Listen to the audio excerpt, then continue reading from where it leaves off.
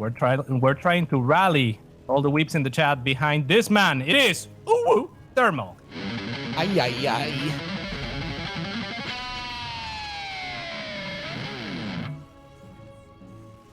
And playing as such a large man that he's almost like a 17-year-old anime character, he is HeroMarine.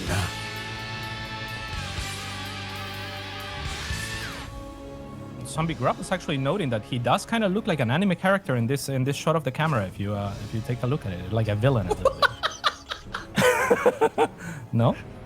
No, you can see his eyes through the glasses. Barely. Look at it. Look at it. If the reflection kind of blocks his eyes, you know, then he has to push it up the brim of his nose, and then that has to make that little gleam off to the side, and he has to turn his head with a smirk. Like we're still missing a couple steps. If he gives us a smirk after a win, then he'll perfectly pulled it off. I feel like as you were describing the steps and kept looking at the camera of Marine Lord, you realized it's only the smile that's missing. Yeah, he's missing. Oh, there's a little smirk there. Yeah, okay. Maybe that's it. Now we just need to get him in a suit, right? I'd say the shaved head characters with the glasses that look this menacing usually have really, really nice suits on at the time. So I'll make sure to send that feedback to him for the next broadcast day that he's on, because I think that's a really important detail we're missing. You can't argue with what's canon. It's just the way it is.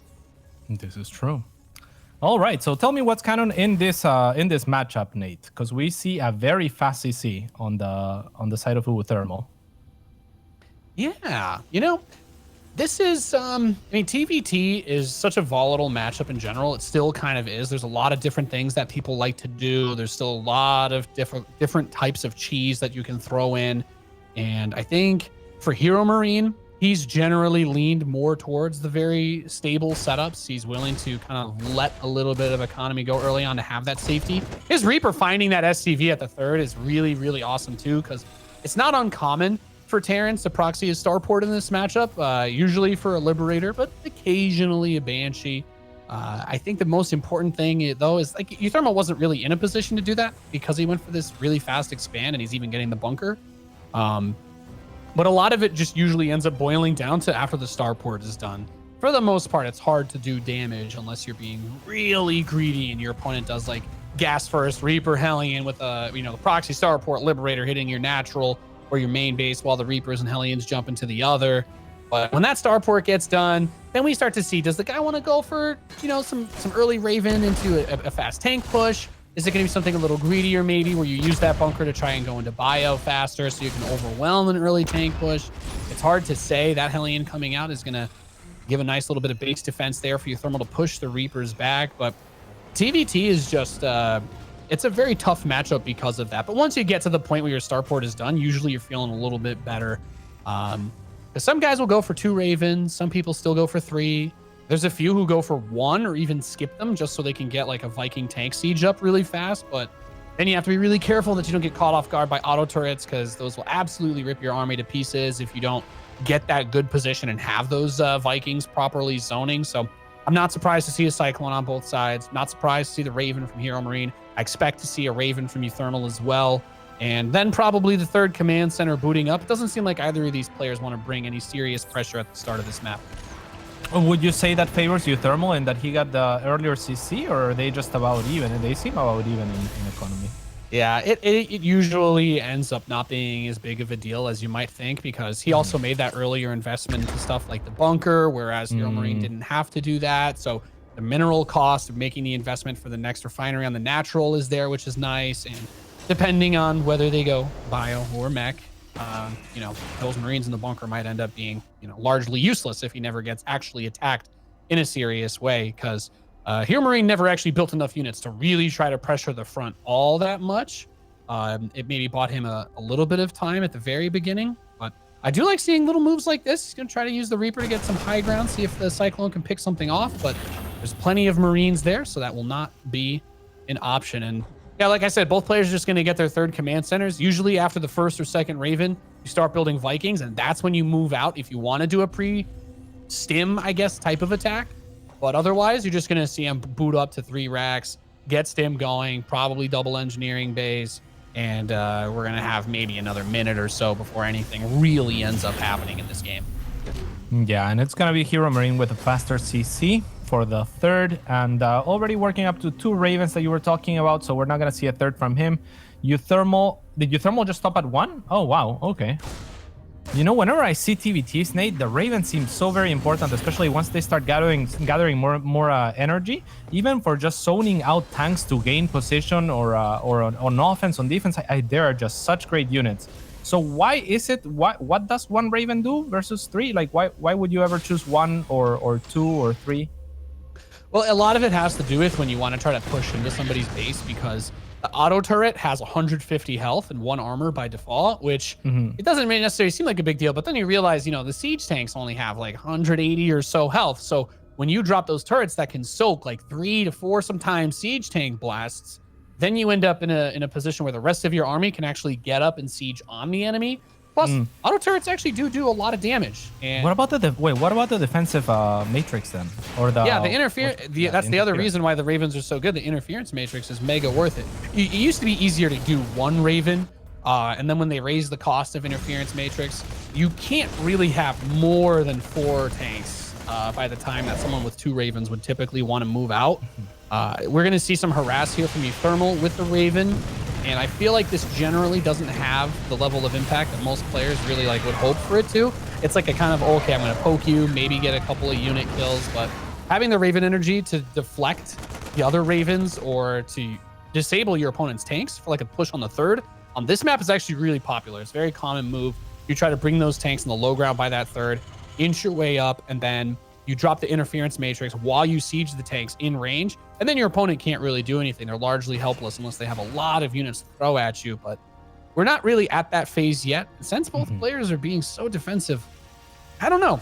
uThermal's moving out with some forces, but I can't say that I expect this to do a tremendous amount unless HeroMarine has all his tanks unsieged for no reason. It would also be inconsistent with the harassment from his Raven, right? He has to take on a defensive role. I think he's just keeping tabs on the map because he did damage with a Raven, ultimately just 4 SCVs. Like you said, maybe not a lot, but if the game, you know, extends enough, then it's pretty great as opposed to not doing anything, right? So it's kind of now up to HeroMarine, I think, to retaliate, but uThermal maybe has other plans as he brings in the 4 tanks as well. I don't see this ending well for him. No, it gets very dangerous. I mean, it's a positional play that you're looking for, right? Pushing into these tanks, if he drops 8 auto turrets, like, it's not going to happen. So he has to kind of just chill. The Vikings will, of course, kill the rest of the medevacs in that situation. Great grab on that Raven, too. But this is, it's a very scary force. Like, Vikings are, in my opinion, probably the best unit in TVT, especially with, like, that early Raven support. You can do so much zoning of those medevacs. If they try to push you, you can drop turrets. He has a lot of tanks spread out. But the other side is, if the Marines ever overextend and get blown up, Vikings shred siege tanks. So if you've just got like 3 tanks left behind after all the Marines die, you land 4 or 5 Vikings on there, you're probably going to kill all of them in the time that it would take for them to try to even unsiege. Yeah, and it's so important also for zoning out the Ravens and gaining position later for things like Liberators to siege onto those tanks as well. Yes. The air control is going to be important. Also, you know, to against surprises from like doom drops, which could be an issue, reason for which we have this kind of forward sensor tower on both sides, actually. Yeah, well, let's see how this ends up going, because it's very passive so far from both of them. I mean, uThermal's trying to get a position, but this really isn't something that he's ever going to be able to attack into without having something to pull the units away. Like, maybe he can try to drop onto those tanks because there's no turrets if he can get the Vikings to go away, but how do you make your opponent bring all their Vikings away from their tanks when they're not protected, right? Like, that would be a pretty massive blunder from HeroMarine to just kind of let that slide. But their upgrades are just so close. The position is so even. The biggest advantage right now is that uThermal was able to get that 4th base up pretty easily because he took the aggressive posture. And he's going to leverage that little supply advantage that he does have now to possibly try and go for a big decisive strike as he grabs the 4th. But then we go back to what makes Death Aura a good map defensively for Terran, which is that there's only one way to push into that 4th base for the most part. You're not just going to go up the natural ramp without taking a mega fight. And with the number of tanks he has, he's going to have to suicide a lot of Marines to get his tanks in position, but this is a massive bio army, so I don't know. I'm actually still kind of terrified. uThermal's got a crazy number of Marines. He's just going to go in. What the hell is he doing? Yeah, I'm not sure. Marines are stimming in. There is almost no Marines or bio from HeroMarine. Yeah. 6 tanks perfectly positioned. I can't blame him because looking at the position, I mean, yeah, like it's nasty to go in there, and HeroMarine had perfect position, and you know, uThermal had some ideas, but ultimately he goes up a choke, and I feel like that was just always his game plan, maybe denying that fourth because he had no air control whatsoever. He sprinted 70 Marines up a choke point with anti-armor missile on him into like 7 siege tanks. I don't have any further analysis. Excited for game number 2. Like, I agree with you. I'm just saying, like, he had completely forgone air control, right? So what was he gonna do? I mean, if HeroMarine maxes out on a much better comp, it's just gonna get worse and worse. Yeah, I don't know. I don't know. Even a Doom drop at that point would have made more sense. I don't know. That's hard. You scan, you see all the tanks are still sieged. You're like, punch it. I'm like, I don't know. The choke point is wider at the fourth, at least. He could have spread out outside the fourth base. Yeah, he could have attacked from 2 chokes instead of 1. Yeah, right? But he went through the smallest choke that was available as the other. That's the head scratcher for me. If he had suicided into the fourth, I would have been like, this kind of makes sense, right? He could kill the tanks here because not all the tanks are in range. He'll lose a lot. If he kills the fourth, then it's all worth it, right? And then by the time he tries to counter, he's going to have a lot more Marines. But to push into the single point where the tanks at the fourth and the tanks at the third and the tanks that he just had on that ramp at the high ground can all shoot is that's literally the worst possible situation. Right? Like, he didn't know that the tanks at the third were well tucked back far enough, missed barely by the scan, but far enough that they would shoot at units going up that ramp as well. Yeah. I still find it odd. He had the economic advantage. I would have liked to see him try to leverage that in a different way. But I suppose it is what it is. We're loaded into game number 2 in the Northeast. We have the blue Terran player leading 1-0. He's HeroMarine. Yeah, I'm with you. Maybe take a 5th or a 6th faster. I thought revolving around denying a 4th and focusing on economy would have been good for this man. It is representing Team Liquid. Ooh, Thermal.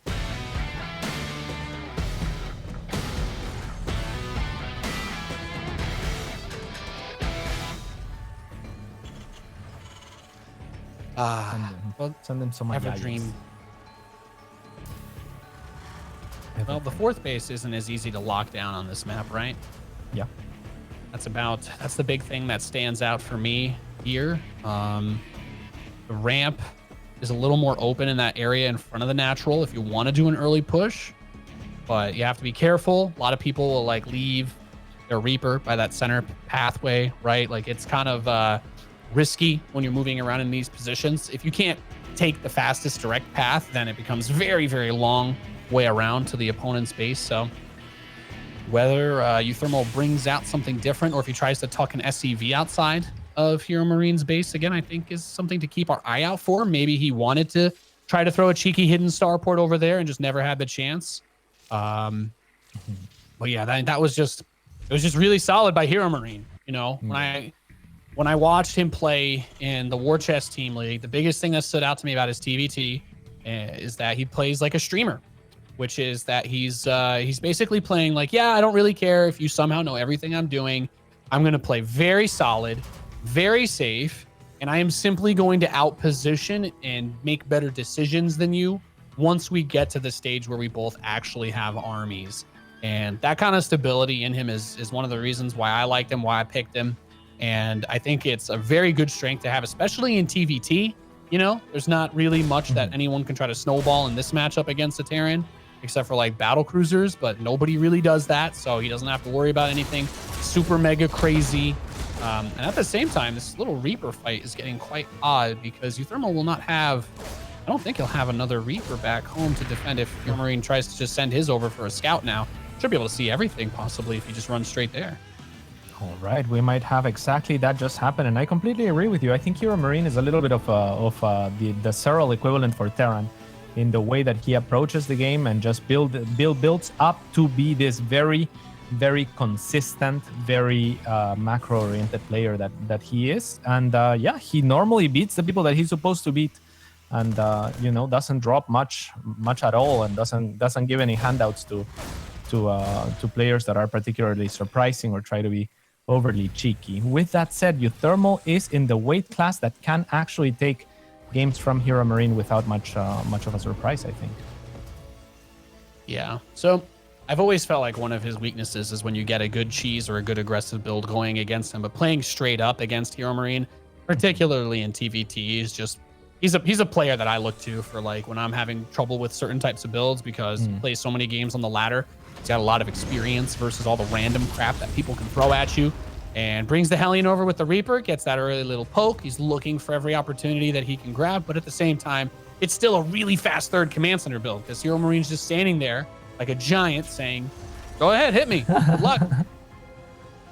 Yeah, absolutely. uThermal is going to go for the faster Cyclone, but it's going to be chased by HeroMarine, both players opting for the very fast Raven as well. So expect now a third CC from uThermal perhaps, but maybe not. Could he go for a 2-base here? What does a 2-base look like here? Oh, never mind. I mean, if you were to just lift, like after the first Raven, you lift the starport, put it on the reactor, and then you just don't really do any. You don't need to do much with the barracks. Like you could put it down and research stim, but you're kind of trying to make a big 2-base push. You would just bring like the 10 Marines that you made off the reactor, the Raven, rally out Vikings, 2-3 tanks, and you just try to get that position where your early Viking lead, if your opponent goes for 2 Ravens and you're able to keep them off your tanks, then that early Viking lead translates into you killing their Vikings as they build them. And then your opponent doesn't really have a whole lot of anti-air to actually stop you from just sieging to death. With pretty common way for a lot of Terran players actually to die on the ladder. It's still a very popular push.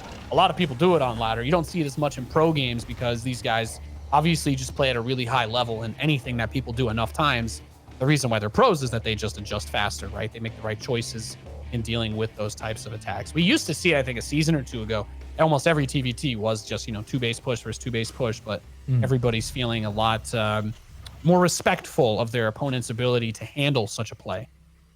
That is pretty cool. Now, once again, we have uThermal opting for the single Raven, whereas HeroMarine once again getting both. I'm curious to see if this Raven is going to make its way out to try and harass once again, or if it's going to remain a little bit more defensive. With that said, HeroMarine seems to be taking the lead economically already, situating his third base. He's like, yeah, you're morphing your orbital. I've got mine landed at the third. Also, worth pointing out, looks like there's about a 20-30 second advantage on the 1-1 upgrades at the moment for HeroMarine. So Gabe should have pretty happy upgrades. His stim is going to finish ahead of his opponent. I don't think this translates into anything meaningful. He just should be feeling very comfortable. Like if uThermal was to move out right now, he would be walking into like an anti-timing type thing. So I think that makes it really smart for HeroMarine to land a third command center. He's in the best possible position he could be in to take that base at this time. And I like that he keeps the Raven with his army. You were asking about whether the Raven might go out to harass again. I don't like it. I think the Raven is too valuable with your army, with the power unit removal tools that it has. Kind of serves like almost an early game Viper type role with the ability to disable a tank or two that gets in front of your base, right? Yeah. I'm kind of looking at the way that the tanks are positioned at the third of uThermal. They're very far back. Like if HeroMarine were to siege up on the north side of that third, nothing is actually really in range to deal with that. He could cut off a refinery or some mining. So that's the type of stuff that I consider where I'm like, if you got caught off guard there, you'd kind of need a Raven to dislodge your opponent from that siege position. Yes, indeed. But it looks like uThermal really favors the damage that he can do potentially with those turrets, as he has the Raven on the other side of the map for now. Now, another difference is the thirds. I also like HeroMarines a little bit better because it seems like the triangle covers you against things like drops, right? Whereas this feels a little bit more spread out, and I feel like it's so common for Terran players in the TVT to go for Doom drops that maybe the triangle base feels a little bit safer. Yeah. So the Raven is going to go in. It's going to try to do some poke, but the army here for uThermal is able to defend against this poke on this side. Good save on the Cyclone by HeroMarine. But the Raven got clapped, I think, by those Marines. I don't know if it actually made it in. Yeah, it's dead. So that's kind of what I'm talking about. You know, any basic defense will kind of ward the This is Raven exactly off. what I was talking about, right? Like, look, the medevacs have to go up north and will eventually get spotted. because this base is on the way to the Doom Drop. So that further complicates things as far as points of entry for uThermal, who will get his army caught off guard. This tanks will get taken down. No sieging for you, says HeroMarine, who will in turn get caught off guard in his main by this Doom Drop. uThermal with great position in the main. Yeah, that might still be too much damage, possibly. This is a tremendous work. If he kills that orbital and can kill a barracks or two, things can go out of hand really, really fast. But a good save. He loses a lot of SCVs to save that orbital, but I think it's worth it at the end of the day. If he can dislodge this, though, there's so much bio inside his base. The Raven not having energy now hurts him a lot. Yeah, great focus fire there by uThermal onto the units popping out of that choke. Now realizes that HeroMarine has used most of his army defensively. HeroMarine brilliantly loads his medevacs to try to get back to his third as fast as possible, but it's not going to be enough. It looks like uThermal has enough here, and with that Doom Drop. Yeah, that Doom Drop. That was a really, really good play. You know, at the end of that last fight, I'm thinking to myself, okay, he's only down 10 workers. Now he's down 30. uThermal still has a fully functioning third base, plenty of mining going on. There's still a tank inside the main base, just shelling away at Iraq. He lost, it looks like, at least one of his barracks there, which is devastating. And yeah, I'm not surprised to see the tap out. Well done, uThermal, catching Big Gabe off guard with that Doom Drop. That's exactly the kind of play that you need when you can't take the head-to-head fight. Ladies and gentlemen, when we return from this short break, we'll be jumping into game number 3 for real this time.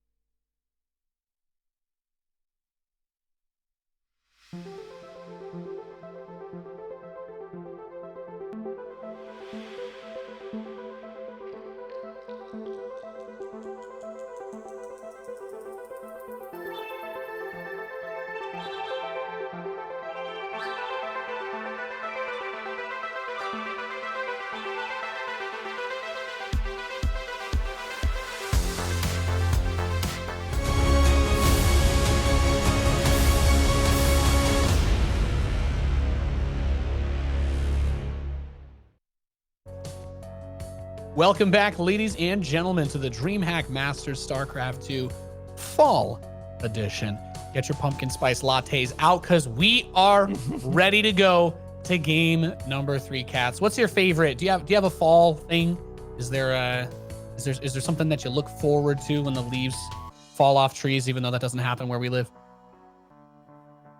I want to say no, I don't. No fall traditions? I don't have any fall tradition. No, I don't really. I'm not a man of many traditions, to be honest. But if you want to feed me some, you're fall so traditions, stylish. I'll go for them. I would assume you've got a whole wardrobe of like really cool, smooth, like orange and purple or something. I don't know. You seem like a Halloween kind of guy to me. I'm sorry. Yeah, but to me, Halloween is every day, Nate. Spawning. That's deep. In the bottom left-hand side of the map, it is uThermal.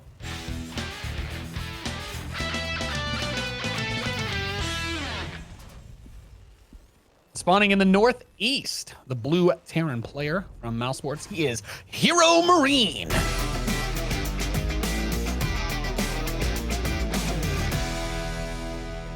Oh man, I kind of feel guilty from not having any fall traditions now. What are your fall traditions? Well, you know, I actually do like pumpkin stuff. You ever had pumpkin bread? You ever make pumpkin bread, Cats? I love doing that. That's really good stuff. No, for some reason, Right. pumpkins remind me like of papaya almost. I don't like papaya. Those are so different. Those are so unbelievably different. They're both orange. They're both what? Okay, big. yes, but pumpkin bread tastes nice. A papaya salad will completely destroy your body. Like, it's not even What? remotely close to the Wait, same what? thing. You never had papaya salad before, What do you Cats? mean by will My experience with completely destroy papaya your is body? What pretty does that even intense. mean? I'm sorry. Okay, I'm my sorry. experience I with much papaya prefer was pumpkin. my dad would wake me up most days to a juice. It was either orange, which was delicious, or papaya, which was nasty. And then he would be like, Yeah. chug it. I'd be like, oh my God. And I don't know what I'm chugging. They're both orange. How did you papaya is a mentally nightmare. connect that to pumpkins, though? Because they're orange. I'm scared of the orange foods now. Do you not eat oranges? I love oranges. Don't tell. I give up. Right. I give up. Oh my goodness. Good old TVT. Good old Terran versus Terran. Watching these SCVs poke each other, you'd think after it happens to you enough times, you'd feel for your Terran brothers. But every time someone does that, I'm like, man, you really just are the lowest of the low, bringing your SCV to try and kill mine like you've got probes or something. Yeah, especially because SCVs, unlike probes, have like infinite HP. So it's like poking endlessly. Yeah, it's terrifying. It's absolutely terrifying. It's my favorite thing to do when I play Protoss, though, is to poke the SCV, though. There's just... Oh, and then go recharge your shields? Yeah. It doesn't matter if you kill anything. That's the thing that people don't get. It doesn't matter if you don't kill anything, because on some level, you are wasting so much of the Terran player's time if you're not overcommitting to it, but it just pisses you off when that worker is in there. It doesn't matter if you don't kill anything. Now I'm sitting there like, I got to look at this half-dead SCV waiting for an adept to one-shot it or something. And it's, it's not fun. It's not fun time. Anyway, do you think if we were to find like statistics on correlations between Protoss players harassing with their first probe and manor mules being dropped at the end of games that Terrans win, there would be some strong correlations? I would not be surprised, honestly, especially if the probe actually kills an SCV. This double Reaper opening, by the way, very powerful. This is kind of what I was talking about on the other map. This is, weirdly enough, that direct path is not super hard because there's such a good Reaper cliff. But when you have a defensive build, I think especially because HeroMarine's probably noticed that uThermal's been playing this style where he doesn't really go for more than one Reaper. He's not going big Hellion. The opportunity to run those couple of Reapers in the main, you can really deal a ton of damage. Those SCV kills completely, in my opinion, offset whatever he gained by going for the command center in the natural instead of going for the double gas opening. And he gets a little bit of a scout, sees no gas in the natural. That is worth seeing. And losing the two Hellions in the Reaper, they're never really that big of a component of your strategy, especially when your opponent's on the defensive. I think that must have been underestimating the number of Marines that were shooting from that bunker, right? Because if uThermal had been rallying his Marines up the ramp, or if he didn't have 4 there, then all of a sudden, okay, but running into 4, I mean, loses 1 unit almost instantly. And that's kind of what uThermal needed to equalize things, I feel. Yeah, no? That's it's interesting. Terran versus Terran is just a matchup where I've always felt like after casting it and playing it for years and years and years, I'm like, neither player is ever really that far ahead or behind because the power units in this matchup have such an impact. Yeah. Like when you have, 7 tanks versus 70 Marines. You can kill all of them if you know that first game's a great example of that. You don't need to have as much stuff as the other guy to beat him, because TVT rewards good positioning more, in my opinion, more than any other matchup in StarCraft, which is what makes it fun to watch, because the supply does not actually always tell the truth when it comes to this particular series. And killing workers early on does not have the same impact as in other matchups, because you can pretty much always afford to build it one tank at a time. Even if you can't build Marines for one cycle, those 2 or 3 tanks you squeeze out are still going to be enough to largely defend you from many things. I see. That makes a lot of sense. All right. So we have a third CC on the way for both players. This time around, it's, I believe, uThermal much faster on it. So that's going to be nice. It's very tucked in, the third CC as well. Is that to avoid a scan or? Yeah. No? Well, I think he's scared of Cyclones. HeroMarine is known.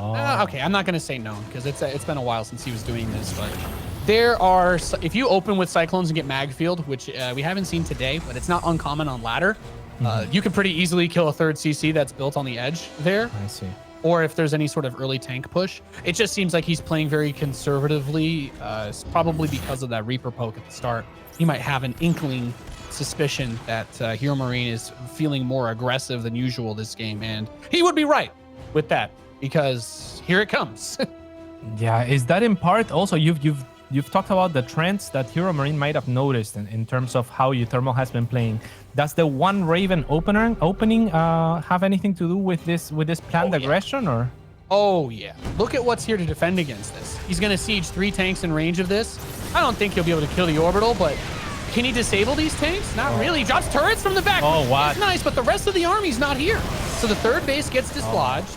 HeroMarine just kind of suicided one of his Ravens with full energy. That was bad, but other than that, this is exactly what you want to do. You don't even need to kill the guy, but if you stay here sieged, you could force them to just take a really cost-ineffective fight to clear you out.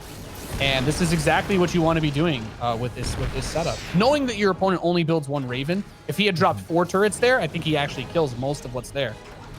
Like, you just don't actually have the energy that you need to dislodge, like I said, like 3 to 4 tanks, that's it. Or the matrices, right, on the tanks. At least a couple of those could have gained them position. At this point, also, you were pointing out earlier in a different series how this is the only comfortable third really on this map. So now HeroMarine has it, and uThermal is kind of trapped on 2 bases. All HeroMarine has to do is make it expensive, I think, for uThermal to clear this position. But uThermal's actually gonna go in while the tanks are unsieged, and this might be his opening. Oh, is it still too much though?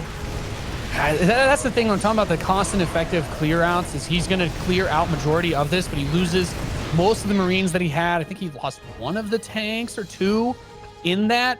And resources loss-wise, it does end up being even. But the reason why you do this is because you want to have that third base mining before your opponent, because he's getting that extra gas, which is going to push his upgrades further. He's going to be able to build medevacs and tanks at the same time while getting his upgrades.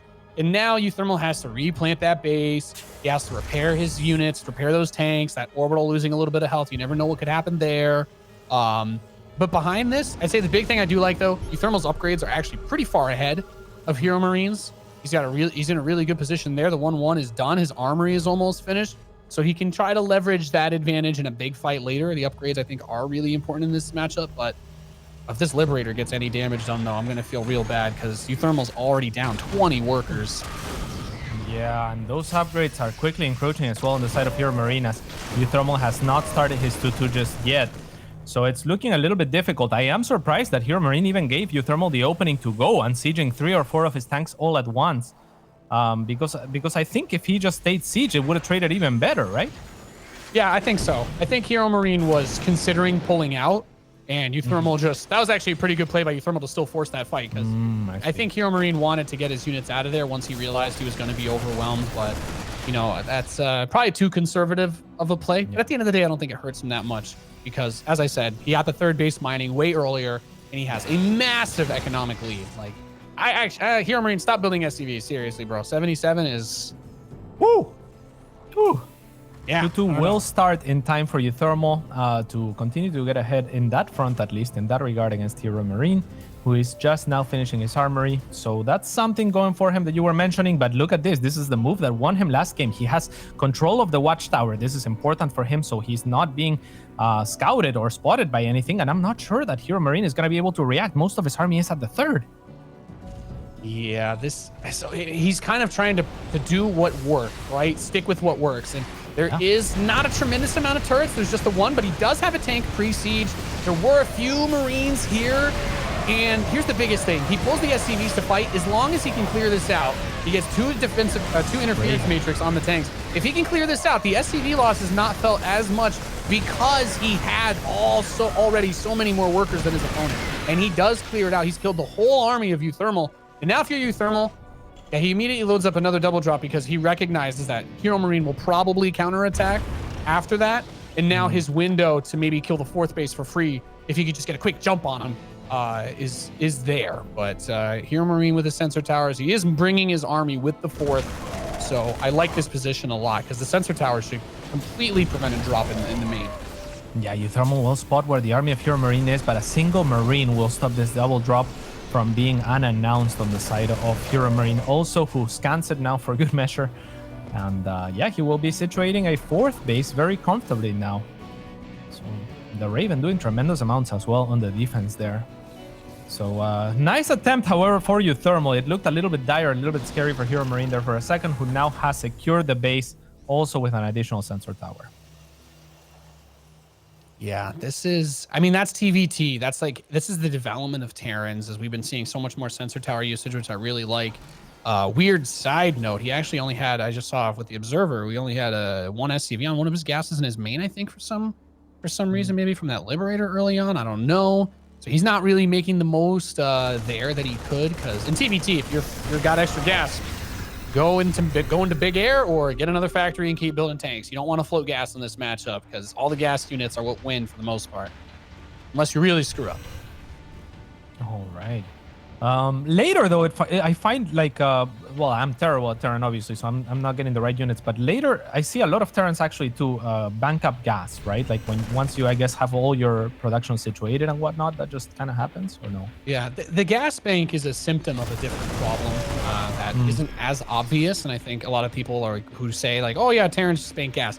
Banking gas is what happens when you lose all your Marines, keep most of your tanks in medevacs, and you're kind of in a rush to just rebuild the Marines, so you slam down the A key, and unless you're mega rich, you're not actually spending your minerals on medevacs or tanks, and that's where you're supposed to spend your gas. But usually in any matchup, when you see like 40 Marines die with nothing else, that's when the Terran starts to bank gas, because they're like, well, the only thing that they really need to replace is just that, and that leads to the awkward banking, as it were.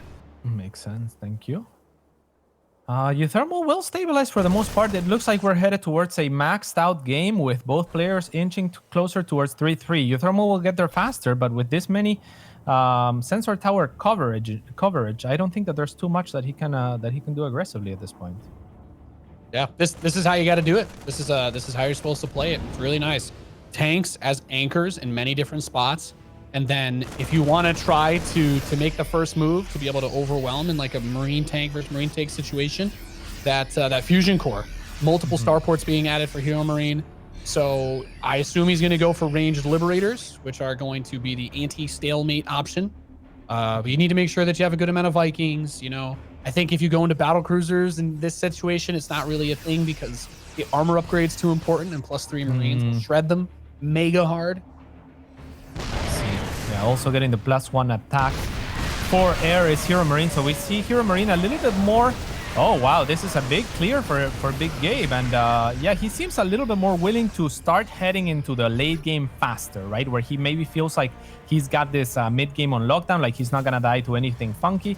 And he's starting to get all those higher tier tech upgrades. 3 starports, though, on the chase for uThermal as well, who will actually find this base before it gets situated into PF and gets potentially the high ground onto this rich Vespene Geyser 4th. This is great from uThermal. Yeah, this is massive.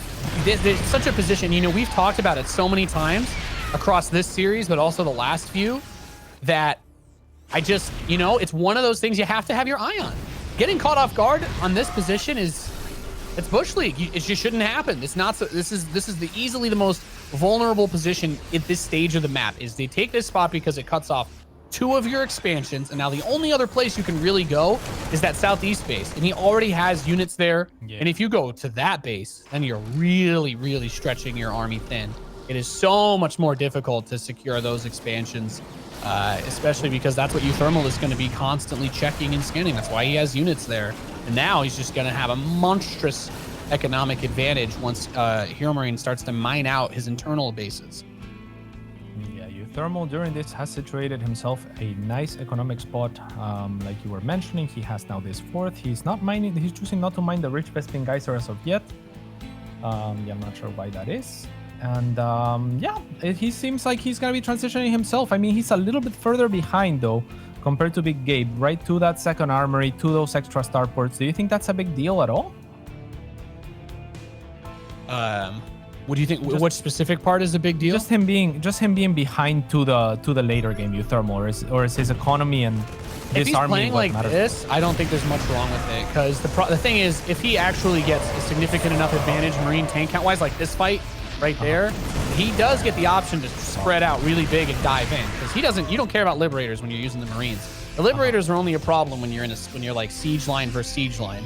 But if he gets like a 30 or 40 Marine advantage, and HeroMarine's tanks are too spread out, like he could theoretically push through a base that's just a couple of tanks. It's not impossible.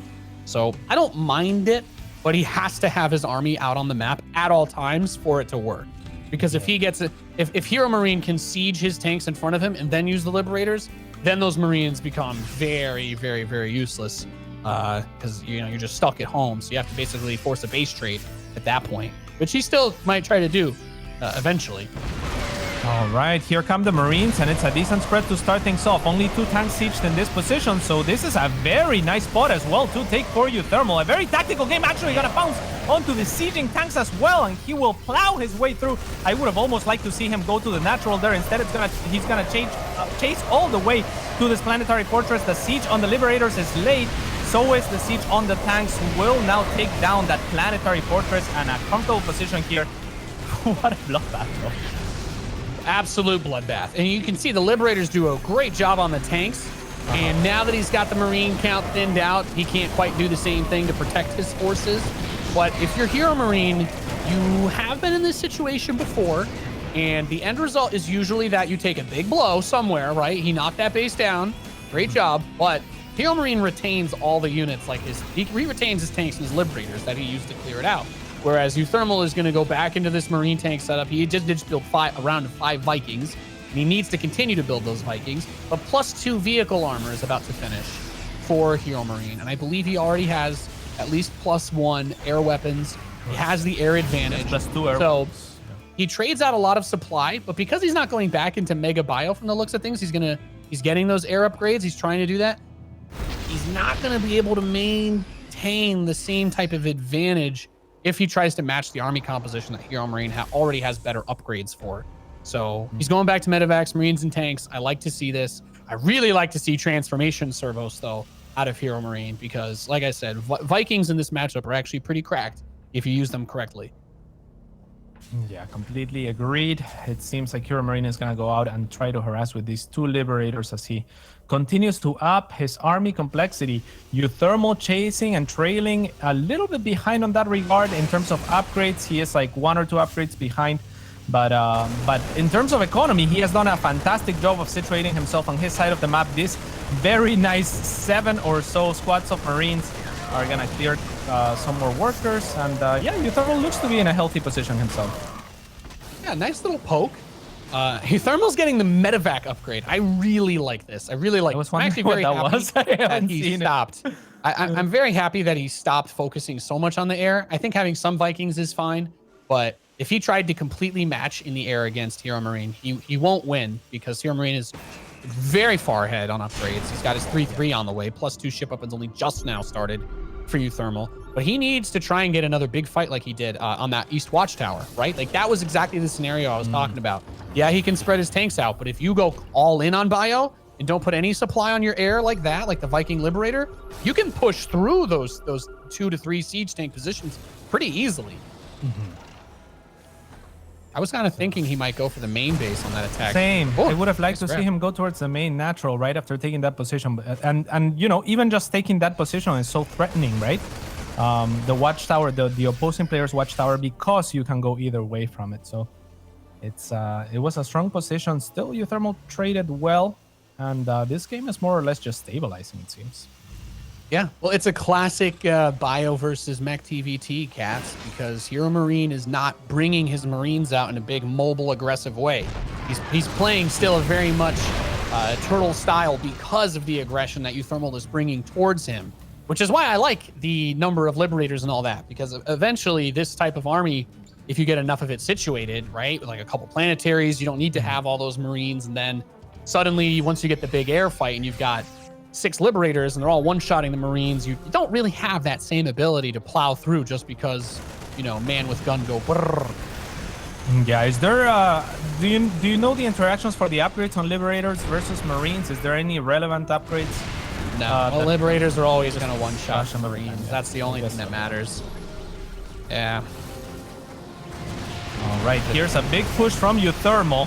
There is Liberators to dislodge this. The air is gonna be what it comes down to. There's a lot of Vikings on either side. Difficult to say for either player, I guess, who has more. Both Marines are gonna try and help their Vikings out in that particular engagement, but it looks like it's HeroMarine